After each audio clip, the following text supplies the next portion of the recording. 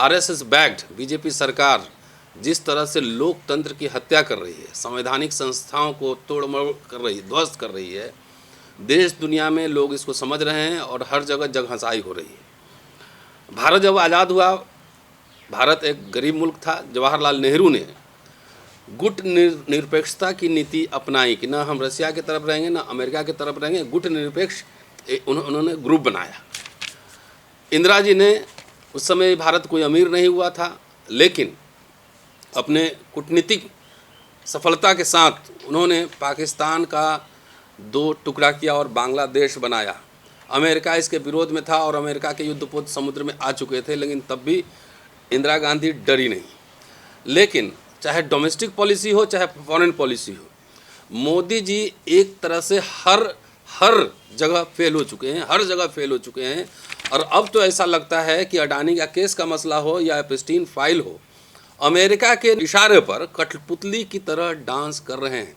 Parliament शुरू हुआ है, नो कॉन्फिडेंस मोशन था स्पीकर के खिलाफ, लेकिन सरकार ने रिजेक्ट कर दिया है।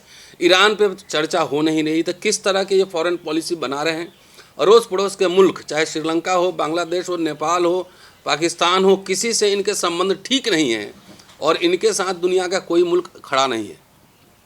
ट्रंप बार बार इनको डांटता है और जो भी कह रहे हैं, जो भी ट्रंप कहता है उसको क्यों टॉक करके हमारे प्रधानमंत्री मान लेते हैं।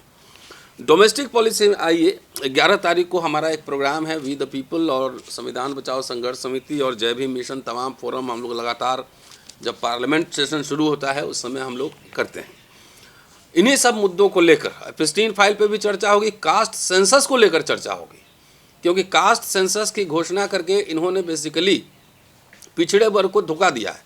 खुद चुनाव में कहते हैं कि मैं पिछड़ा वर्ग का हूँ, लेकिन पिछड़े वर्ग के लिए अगर एक भी कमीशन बनाया हो, एक भी काम किया हो, तो मोदी जी बता दें नहीं, धोखा दे रहे हैं। इसलिए जनता को जो है आगाह करना बेहद ज़रूरी है।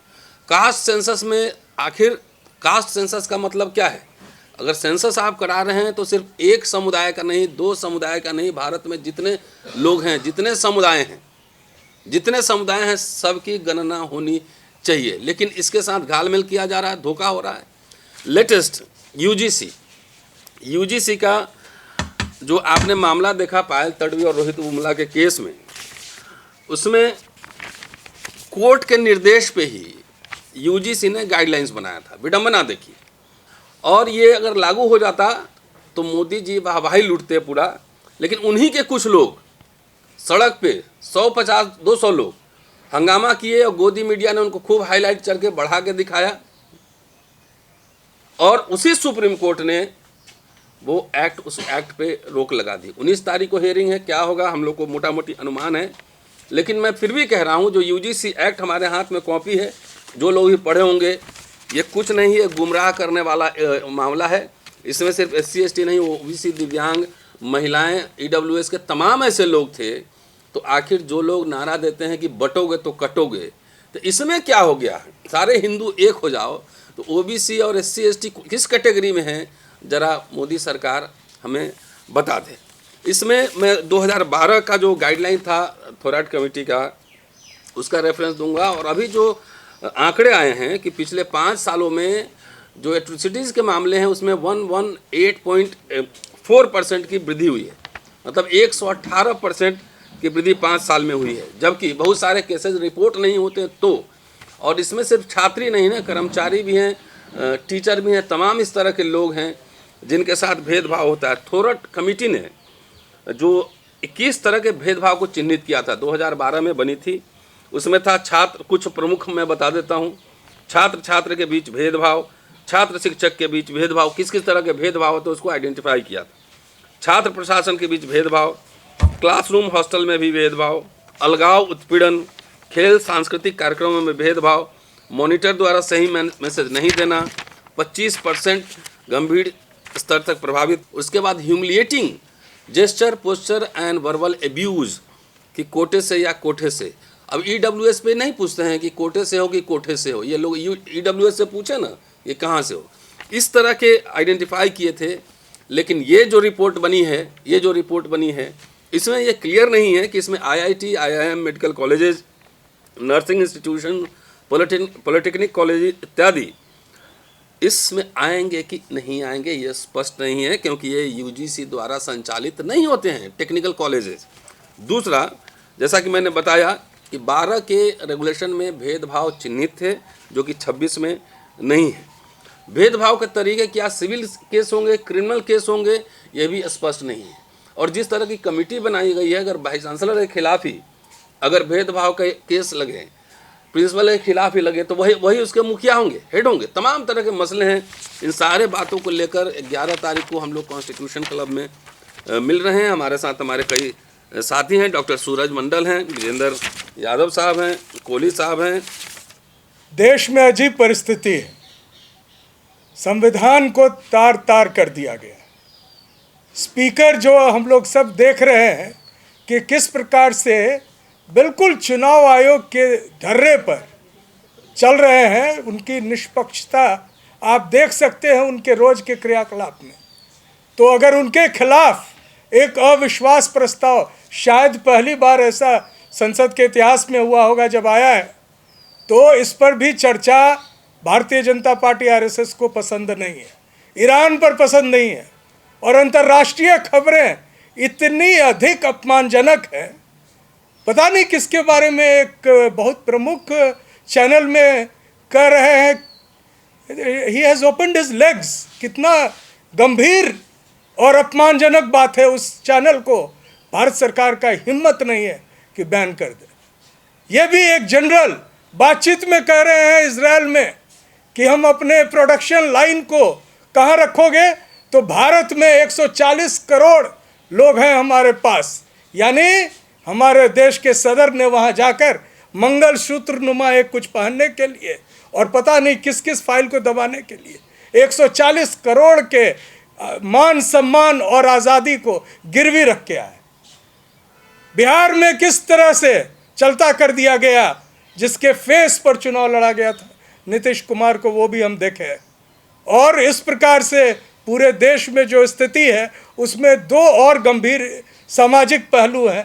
पहला तो यूजीसी की जो कानून है, जो कि एक तरह से भ्रमित करने वाला है, उस पर भी चूंकि उसमें ओबीसी ऐड किया गया है तो वो बर्दाश्त के काबिल नहीं है। और उसका विरोध खुद भारतीय जनता पार्टी के आरएसएस के लोग नाटकीय अंदाज में, बाबा लोग कह रहे हैं कि हमको अपना जान देने के लिए या क्या कहते हैं परमिशन चाहिए मोदी जी का। हम तो बोल रहे थे कि परमिशन है यहीं से ले लेते, मोदी जी के पास जाने की ज़रूरत नहीं थी। और उसके बाद सबसे गंभीर बात, देश में 95 वर्षों के बाद बहुत ही दबाव और बहुत ही एक प्रकार से आंदोलन के बाद देश में जाति आधारित जनगणना 1931 के बाद होने वाली है। 2011 में भी तय था, संसद के सर्वसम्मति से यह पारित था, लेकिन 2011 में इसको एक एनजीओ को देकर पूरे के पूरे उस प्रक्रिया को एक तरह से निरस्त कर दिया गया। उसकी रिपोर्ट भी नहीं आई और उस रिपोर्ट को लाने के लिए सरकार के 5,000 करोड़ रुपए खर्च हुए थे। और अब जो है संसद में पारित होने के बाद, आश्वासन के बाद, जो पहले 32 प्रश्न आए हैं उसमें 12 नंबर प्रश्न आप देख लीजिएगा, जिसमें पूछता है हाउस होल्ड सर्वे में कि whether you belong to SC ST और अदर्स, ओबीसी कहा गया। यानी कि बाद में जब आप उसके डेटा को लेंगे तो किस प्रकार से उसको आप एक तरह से वेरीफाई करेंगे। और उसके बाद ये डिजिटल मोड में हो रहा है।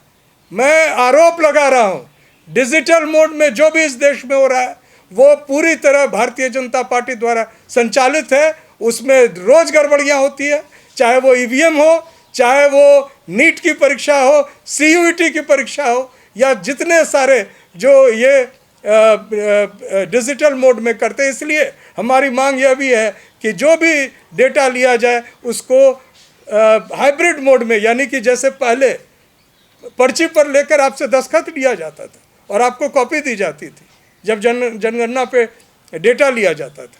और सबसे आखिरी में ये ज़रूरी हो कि संसद के सदस्यों से भी इसमें राय ली जाए। मैं कई संसद सदस्यों को, कई पार्टी के संसद सदस्यों से हम लोग अनुरोध कर चुके हैं। हम उनको एक प्रस्तावित पत्र भी भेजें, संसद में उठाने की मांग की है। हमारी बात कितने दलों को समझ में आई है मुझे नहीं पता है, लेकिन डीएमके पार्टी के पी विल्सन साहब ने हमें आश्वासन दिया है कि इसको वो संसद में उठाएंगे, चूँकि पहले भी इन मुद्दों को लेकर काफ़ी संजीदगी से डीएमके पार्टी ने दलित, पिछड़ों और आदिवासियों की बात और देश के गरीबों की बात आगे रखी थी। मैं उम्मीद करता हूं कि राहुल जी भी कांग्रेस पार्टी को निर्देश देंगे, सांसदों को निर्देश देंगे कि जो जनगणना के प्रश्न पर, जिस पर 11 मार्च को स्पीकर्स हॉल में वी द पीपल, संविधान बचाओ संघर्ष समिति और जो हमारे जय भीम मिशन है और भी जो साथी हैं सब, हाँ जितने फाउंडेशन हैं सभी मिलकर जो सभा कर रहे हैं, उसमें संसद सदस्यों को भी आमंत्रित किया जा रहा है कि अपनी बात रखें।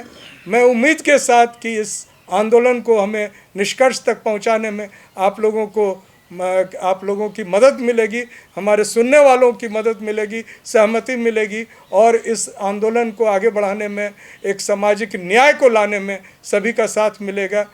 जय संविधान।